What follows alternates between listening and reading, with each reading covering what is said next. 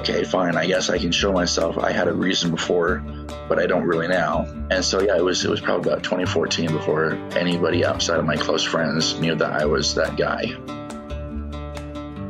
That is Brian Fear, a Salesforce developer at Camping World, and that guy he is talking about is SFDC Fox, an alias he created years ago to be able to help developers on the internet.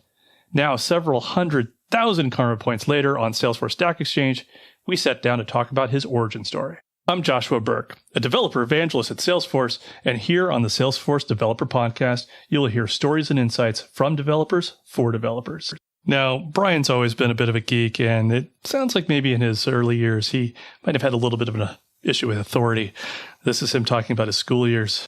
I've done a lot of stuff with BASIC. I had a class I was completely bored in, and I wrote a BASIC program to emulate the sound of a ringing phone from the 90s to confuse my teacher. That was fun. Now, if you ask Brian why he spends so much time helping people, he will tell you it's just one of the things that he loves. It's the thing that he's always been doing. When his first real job after McDonald's was in customer service. And that job led to a job in Salesforce.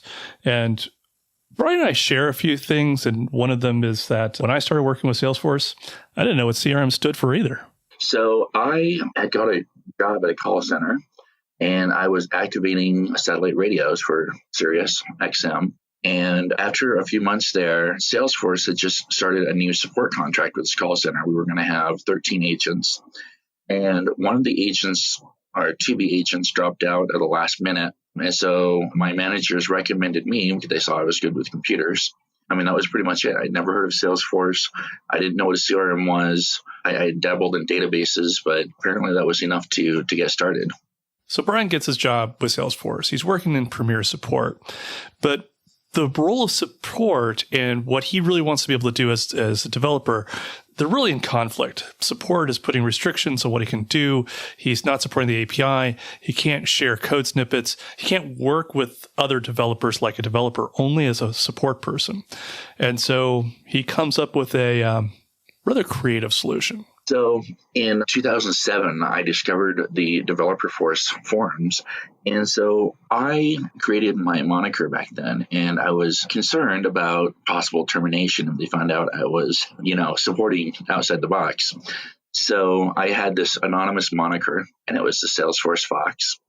And the customers would call in, and I'd say, yeah, I'll create your case for you. But in the meantime, you can go to developerforce.com and ask your question there, and someone will help you out. And you can almost hear the air quotes around someone even back then, because I knew it was me. And so I did. I'd go on my break. I'd go on lunch. I'd after work answer their questions, and people were grateful for it. They're grateful for it.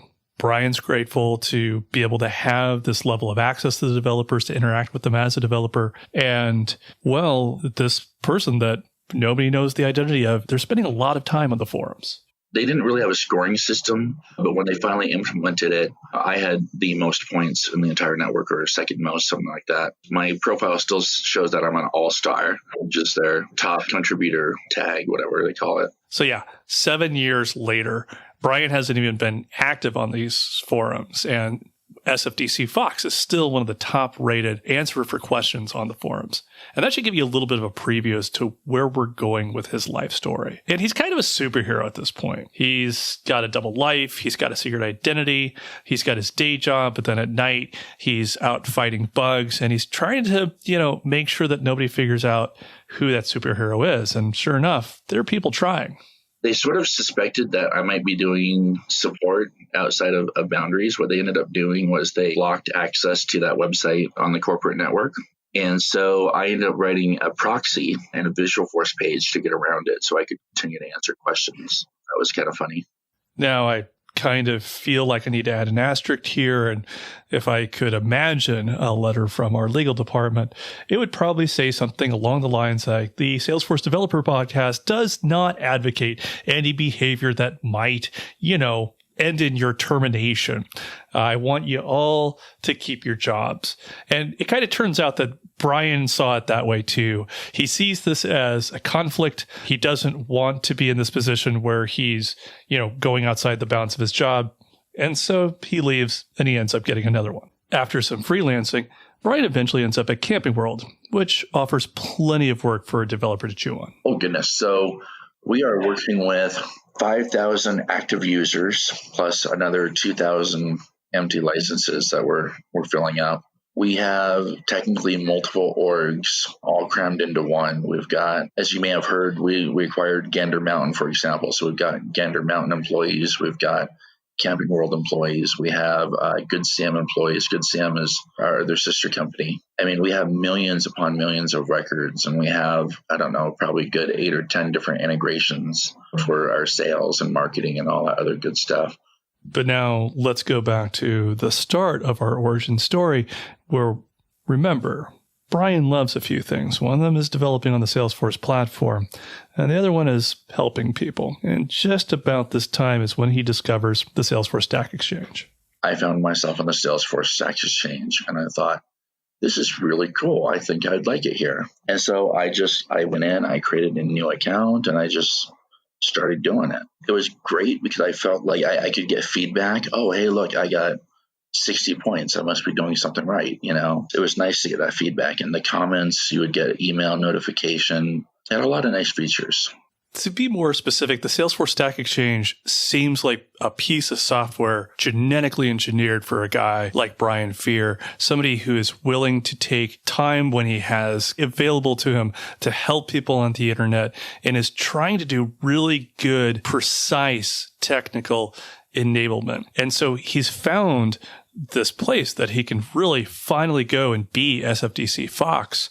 And the other nice thing is, well, he can tell his bosses. Yeah, they were aware of it, and they were impressed. I think I had just broken the 100,000 point milestone at that point. Well, I want to frame Brian's modesty there in very specific ways. He is talking about breaking the 100,000 reputation point on the Salesforce Stack Exchange. He is now over 285,000. In fact, I believe 286,000 he has topped out. The vast majority of Stack Exchange users maybe get a few hundred. If you're very active, you might get a few thousand. One of the stacks that I was previously very engaged in, and not the Salesforce Stack, coincidentally, but I had about 10,000 reputation. And according to Stack Exchange, I'm still like one of the 3% top users of the stack. And I've affected a few 100,000 people. At 285,000 reputation, Brian Fear is in the 0.05 percentile of responders on the Salesforce Stack Exchange,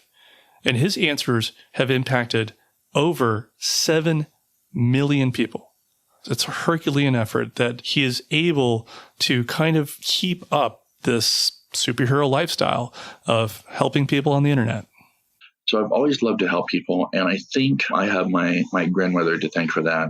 She would give you money to help you out with something, or she would drive you somewhere, or she would do whatever she had to do to help other people. I asked Brian for a few tips on what developers should know when they're going to the Salesforce Stack Exchange, how they can be successful and how they can help Brian be successful when it comes to answering their questions. And there's little things like, for instance, always make sure that you are correctly tagging your posts, because Brian is an expert in a few very specific things on the Salesforce platform. And so if you want his eyeballs to get on it, tag your questions correctly. That way, when Brian is going through and he's doing his daily routine of trying to help people, he can find your question. I also asked him what makes a good question versus a bad question. So a good question will have a question in the subject header area. It won't be a statement like, help me please, or I only have 50% code coverage, please help. That's not a question. That is a statement, or possibly a cry for help, but it's certainly not a question. The body of the question usually should have a problem statement, what's wrong.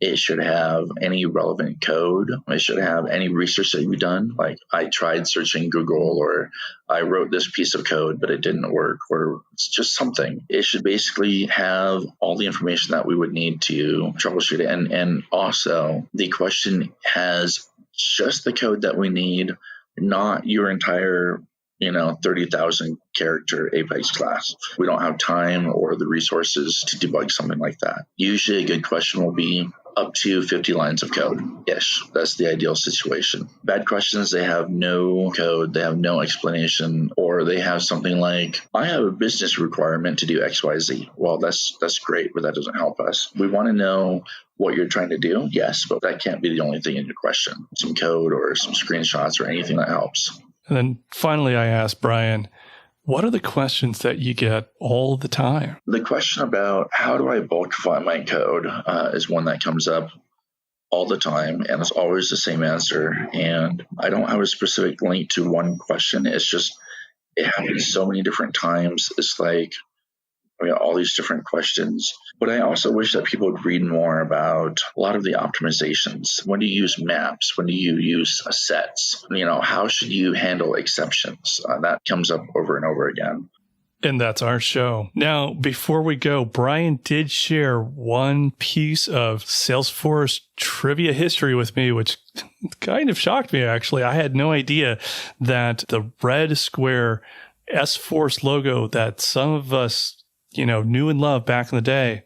Well, that was Brian. In my case, the red Salesforce logo was created in Blender. I literally created a cube, slapped an S on it, and, repeated it on all 6 sides.